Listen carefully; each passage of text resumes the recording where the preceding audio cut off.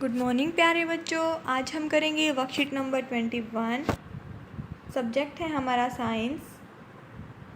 Date है 28 सितंबर, class 8 और हमारा टॉपिक है metal and non metal. Metal and non metal में हम क्या पढ़ेंगे आज? Displacement reaction. जैसा कि आप जानते हो डिस्प्लेसमेंट रिएक्शन क्या होती है। डिस्प्लेसमेंट रिएक्शन जो मेटल्स की एक्टिविटी के ऊपर डिपेंड करती है कि कौन सी मेटल कितनी ज़्यादा रिएक्टिव है, कितनी कम रिएक्टिव है। जैसे जो ज़्यादा रिएक्टिव मेटल्स हैं वही कम रिएक्टिव मेटल्स को के एलिमेंट्स को उनके कंपाउंड से डिस्प्लेस कर पाती हैं। वो क्या होती है? Displacement reaction. Now once again we look into displacement reaction. हम दोबारा फिर से डिस्प्लेसमेंट रिएक्शन के बारे में देखेंगे। As you know some metals are very reactive. कुछ मेटल्स तो बहुत ही ज़्यादा रिएक्टिव होती हैं और कुछ बहुत कम रिएक्टिव होती हैं, लेस रिएक्टिव होती हैं। Also some metals do not react with anyone. और कुछ मेटल्स ऐसी होती हैं जो किसी के साथ भी रिएक्ट नहीं करती हैं। For this let's do an activity. इसके लिए हम क्या करेंगे? हमें एक एक्टिविटी करनी पड़ेगी जिससे हमें मेटल्स की रिएक्टिविटी के बारे में और डिस्प्लेसमेंट रिएक्शन के बारे में भी पता चलेगा। इसके लिए हमें क्या करना पड़ेगा? Take 200 ml beakers and label them as A and B. हमने 2 बीकर ले लिए, बीकर ए और बीकर बी। दोनों में हमने 50 ml वाटर ले लिया। इसमें भी 50 ml वाटर ले लिया और बी में भी 50 ml वाटर ले लिया। Dissolve in each beaker A teaspoon full of copper sulphate. हमने दोनों के दोनों बीकर में क्या कर लिया है? एक एक चम्मच कॉपर सल्फेट को डिसोल्व कर दिया है। डिसोल्व करने के बाद हमें क्या करना पड़ेगा? हमने बीकर ए में तो क्या रख दिया है? एक गैल्वेनाइज्ड आयरन नेल या फिर जिंक स्ट्रिप। और बी में हमने क्या रख दिया है? एक आयरन नेल बीकर में बी में। मतलब गैल्वेनाइज्ड आयरन नेल क्या होती है? आपने गैल्वेनाइजेशन प्रोसेस सुनी है कभी? क्या होता है? जैसे कई बार आयरन नेल के ऊपर जैसे जिंक का लेप चढ़ा दिया तो वो कौन सी प्रोसेस हो गई? Galvanisation process. Galvanise iron nails are the nails which are coated with zinc metal. You can also take any galvanized iron object. ठीक है, तो हमने ये जिंक मेटल वाली गैल्वेनाइज्ड आयरन नेल ली। इस बी में हमने क्या लिया? आयरन की सिंपल नेल ले ली। इसमें जिंक की स्ट्रिप है और ये आयरन नेल है। तो पहले तो ये था। रिएक्टिविटी होने के बाद जब रिएक्टिविटी हुई तब क्या हुआ कि इसके नीचे हमें क्या दिखाई दे रहा है? ब्राउन कलर के कॉपर के प्रेसिपिटेट से छोटे छोटे दाने से जमा हो गए हैं और ये जिंक के साथ क्या है? ये कॉपर मिक्स हो गया है और पानी का रंग कैसा हो गया है? कलरलेस हो गया है। पहले इसका बीकर बी का कलर कैसा था? ब्लू था। अभी इसका कलर कैसा हो गया है? ग्रीन हो गया है। और यहाँ पे क्या बन गया है? Ferrous sulphate. ऑब्जर्वेशन जैसा कि मैंने आपको बता ही दिया है। In beaker A zinc displaces copper very fast from copper sulphate. Beaker A में क्या किया है? जिंक ने बहुत ही फास्टली किसको क्या किया है? इसको कॉपर सल्फेट को, कॉपर को बहुत जल्दी डिस्प्लेस कर दिया है। That is why the blue colour of copper sulfate disappears and a powdery brown black mass of copper is deposited on the nail or strip.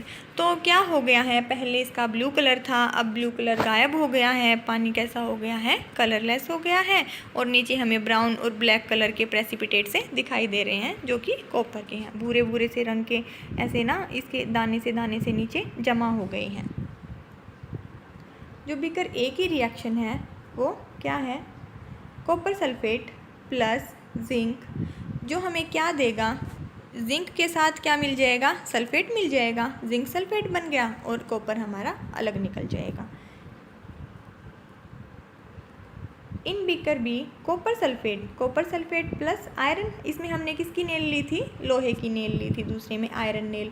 तो ये हमें क्या देगा? Ferrous sulphate FeSO4 plus copper.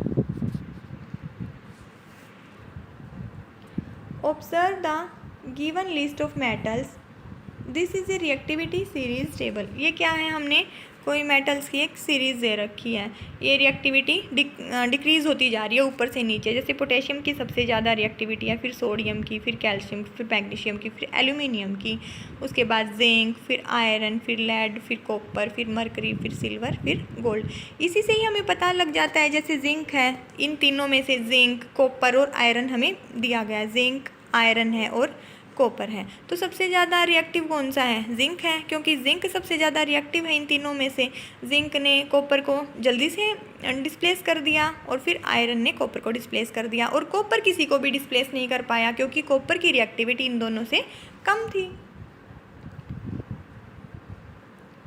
If we place any above metal in the salt solution of the lower metal, the reaction will takes place. अगर हम ज़्यादा reactive metal को ऊपर रखेंगे और कम रिएक्टिव मेटल को हम सॉल्यूशन में डालेंगे तो क्या हो जाएगा? रिएक्शन हो जाएगी, अदरवाइज रिएक्शन नहीं होएगी।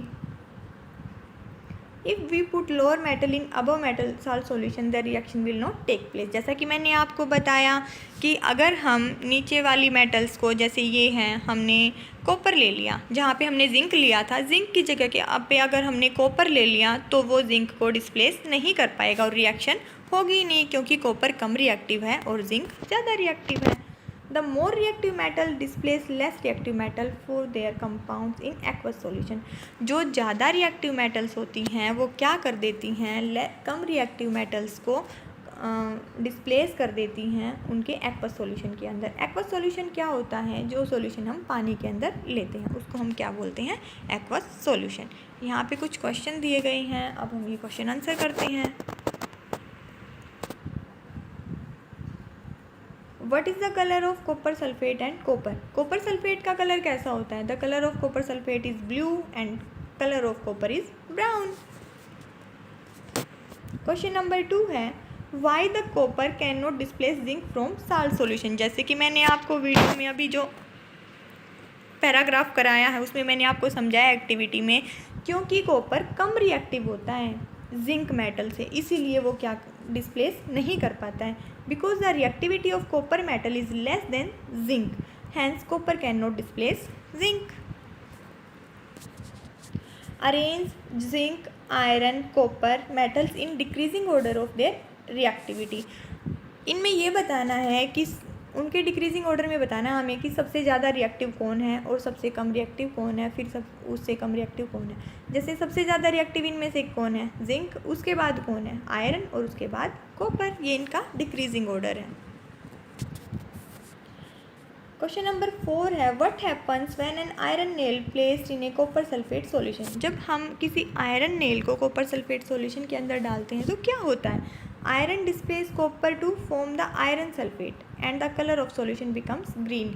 आयरन क्या कर देगा? कॉपर को डिस्प्लेस कर देगा और क्या बन जाएगा? Iron sulphate,